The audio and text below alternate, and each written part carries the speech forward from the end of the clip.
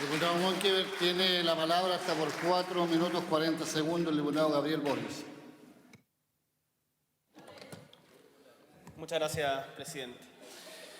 La alegría que muchos expresarán en esta sala por la aprobación de este proyecto no es la misma que desgraciadamente se vivirá fuera de ella. Desgraciadamente hoy día no van a celebrar los apoderados, no van a celebrar los rectores, ni los profesores, ni tampoco los estudiantes. Tampoco la ciudadanía en general. No habrá marchas en Plaza Italia y la Alameda no se llenará de familias alegres. ¿Qué es lo que sucedió? Y es que esta reforma no es su reforma. No es por lo que nos hemos movilizado. No la hemos construido entre los actores que queremos participar de una democratizante reforma a la educación. La ciudadanía tampoco la recibe hoy como propia. Lo hemos dicho nosotros, lo han dicho los espacios sociales organizados, pero también lo dice la evaluación que las diversas encuestas hacen del gobierno y su reforma. Este proyecto, abordando un acotado aspecto de la educación chilena, sabemos que vienen más adelante, no termina con lo que dice que termina.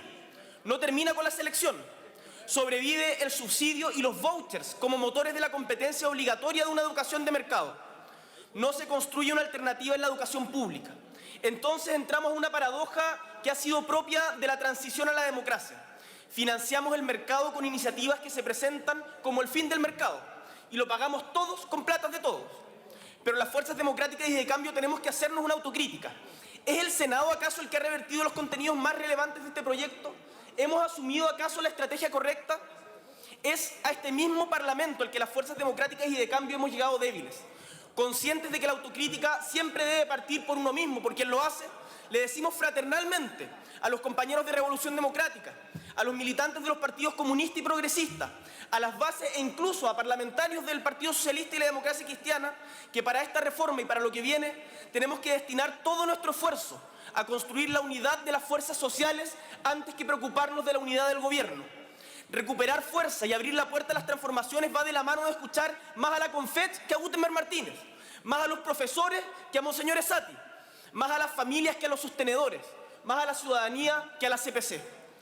Voy a votar favorablemente varias de las disposiciones de este proyecto porque, como hemos dicho insistentemente, nuestra voluntad y preocupación es que esta reforma salga y salga bien.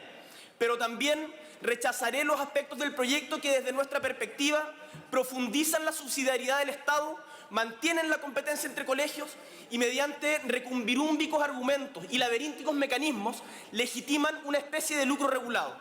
Y es que no puedo en conciencia aprobar aspectos de esta reforma que van en contra de lo que hemos luchado en las calles hace tantos años.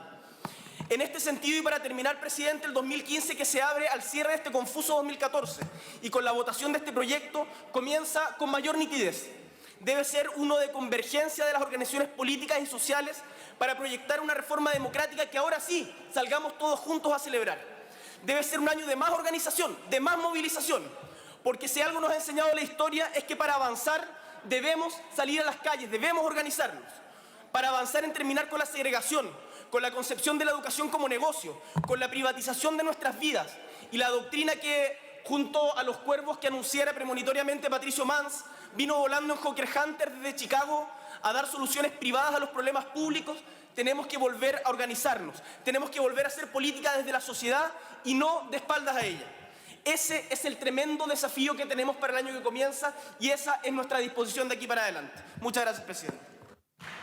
Gracias, diputado Boric. Tiene la